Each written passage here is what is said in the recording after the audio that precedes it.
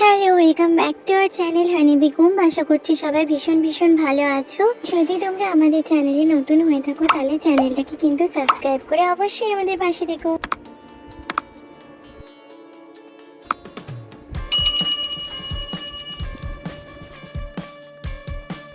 আজকে তোমাদের সাথে শেয়ার করব বর্গভীমা মায়ের মন্দিরের ছোট্ট একটা ভ্লগ। দেখো, মন্দিরে চলে এসেছি আর মন্দিরের সামনেটা কত সুন্দর করে সাজানো হয়েছিল।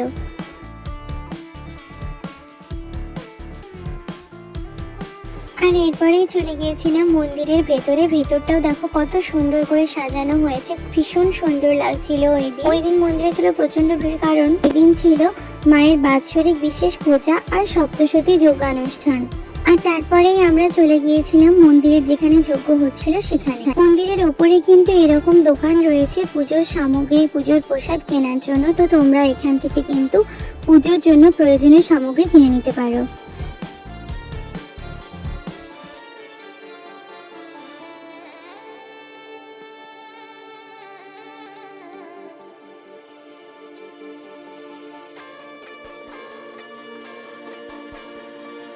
দেখো এখানেও কিরকম লাইন রয়েছে, প্রচন্ড ভিড় হয়েছিল ওই দিন।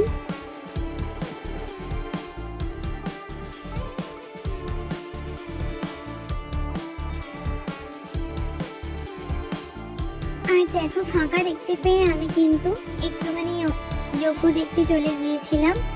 তো যজ্ঞ দেখলে আর মায়ের মন্দিরে গেলে কিন্তু মনটা এমনিতেই একটা শান্তি লাগে মনে, আর মনটা খুবই ভালো হয়ে যায়।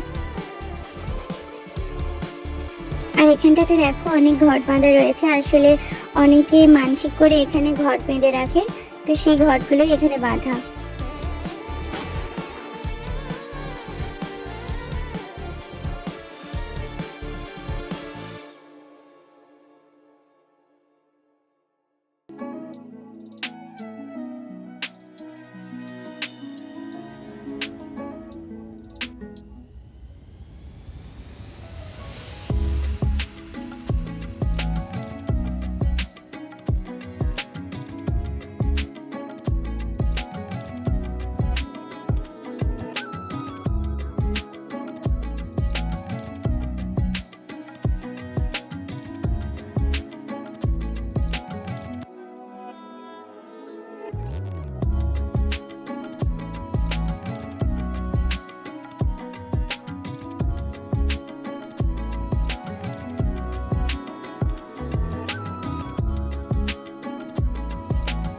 তারপরেই দেখো ওখান থেকে আমরা চলে গিয়েছিলাম মাকে পুজো দিতে।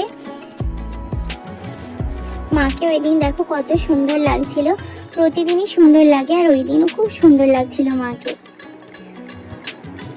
আর এখানটাতে দেখো মায়ের খিচুড়ি ভোগ দেওয়া হচ্ছিল, তো অনেকেই নিচ্ছিল, দাঁড়িয়ে খাচ্ছিল, আবার অনেকে বাড়িও নিয়ে গিয়েছিল।